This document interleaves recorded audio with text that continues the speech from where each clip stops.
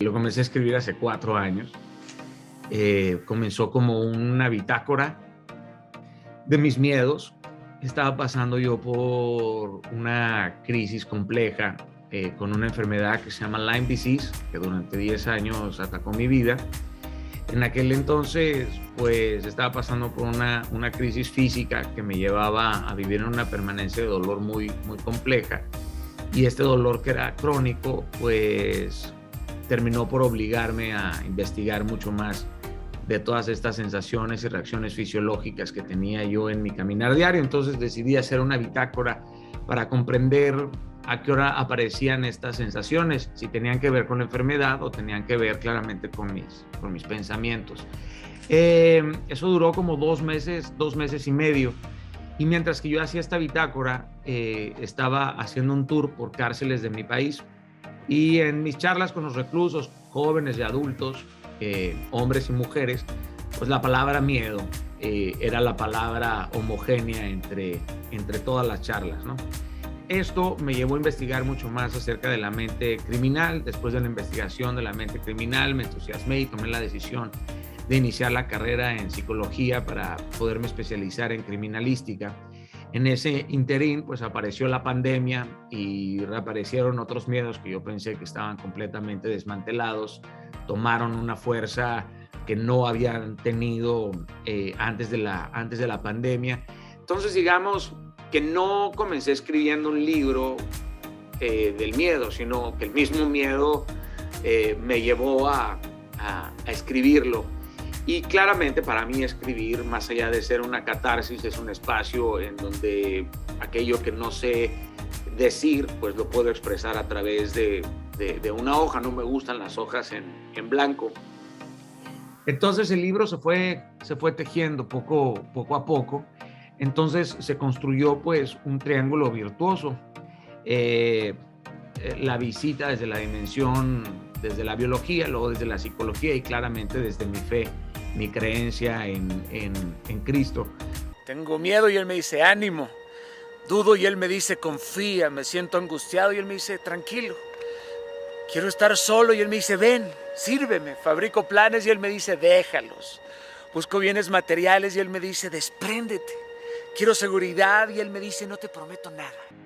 Los miedos suelen dejarte estéril en el sentido literario, ¿ok? No en el sentido literal.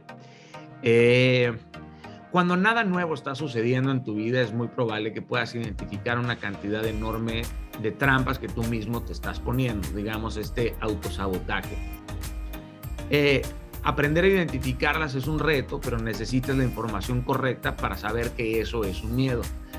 Como esto no es un libro clínico ni pretende sustituir una terapia, sino es un libro educacional y es un libro inspiracional, claramente la información lo que te permite es identificar diferentes miedos. No podemos abordarlos todos porque claramente es imposible en un libro.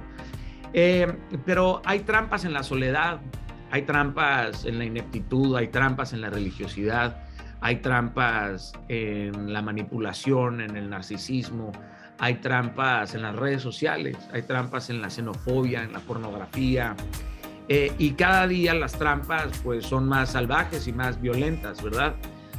Entonces lo importante es tener bien equilibrado y en sintonía la cabeza, el corazón y el espíritu para poderlas identificar y escoger las herramientas necesarias para desmantelar esa trampa. No acabas con un miedo a las arañas igual que acabas con un miedo a hablar en público. Pero ¿cómo romper el hechizo, queridos? Creo que hay varias formas, pero una de ellas es una absoluta pausa de mirar hacia adentro para gritarle al corazón y al alma en medio del mareo. Esto es una trampa. Esto es una trampa. Esto es una trampa. En mi caso, el perfeccionismo es una forma de huir de ti mismo.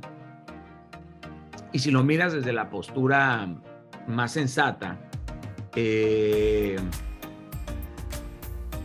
lleva a lugares terribles, porque la vida no se trata claramente de de llegar a esa perfección. Es un extraordinario estándar. Pero para mí el asunto de la creatividad o el asunto de escribir no siempre es un estado muy placentero. A veces puede llegar a ser doloroso porque aparecen en ti pensamientos de ineptitud o desesperación, o que no logras expresar y comunicar lo que quieres. Pero ese también es un proceso muy, muy bonito que vale la pena pasar porque te forja, te poda. Yo sé que Dios pues me acompaña en la gracia y a veces me siento perdido, pero gracias a Dios me extravié en Cristo, por eso nunca he vuelto a sentirme con esta sensación estar extraviado, ¿verdad? Ahí encontré el camino perfecto, pero luego Él guarda silencio, aunque el silencio es otro de sus idiomas.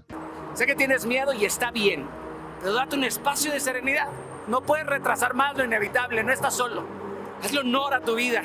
Solo un poco más de coraje y valentía, solo un poco más y estarás fuera de ese hoyo en el que ya estás listo para salir.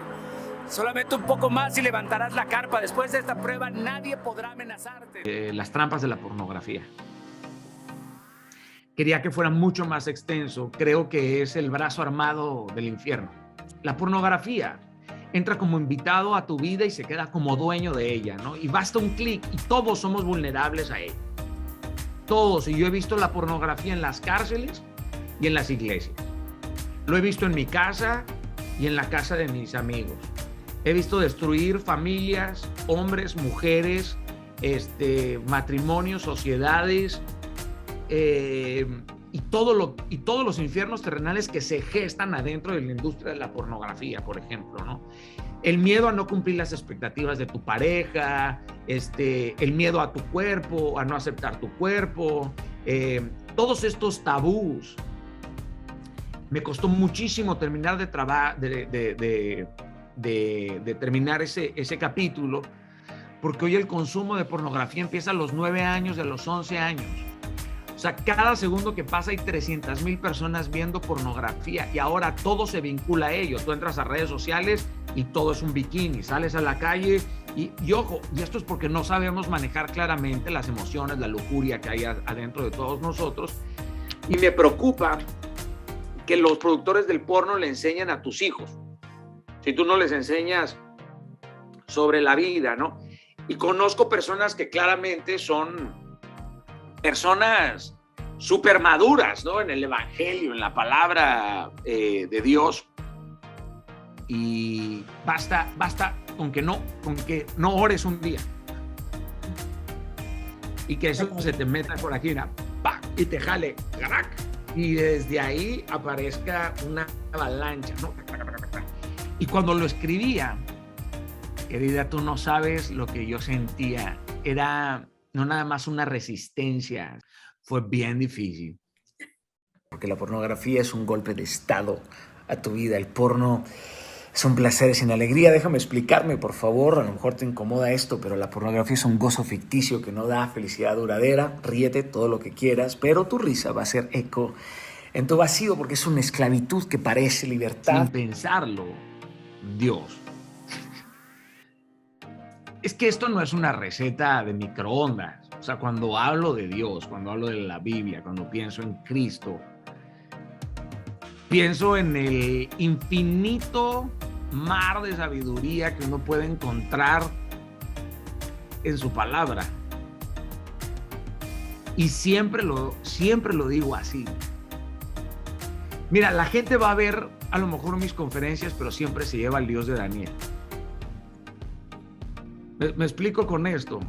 O sea, yo quiero que la gente se lleve, por más que la mente se supere y llegue a la cúspide, a la cumbre del entendimiento, jamás va a poder mirar los hechos divinos de Dios, porque eso está resguardado tras la perfección de su santidad. Pero Dios siempre nos mira a los ojos. Y cuando tú entiendes esto, o sea, cuando entiendes que Dios te ama, hay algo en ti que toma otro sentido para abordar la vida. Cuando lo tienes consciente, cuando cuando lo crees, no como un concepto religioso nada más, sino cuando comprendes que aquel que sostiene al universo con la punta de su dedo unido está dentro de ti. Caramba, es muy difícil de tener a alguien así. Es muy difícil. Es muy difícil, porque aprendes a rugir de una forma diferente. Nunca podrán abolir la fe que arde por dentro del cristiano genuino. Allá donde esté la esperanza, los cristianos levantaremos las cruces en la espalda. Aquel que cargó primero su cruz prevalece en el tiempo. Su acto de amor es inmortal y eterno.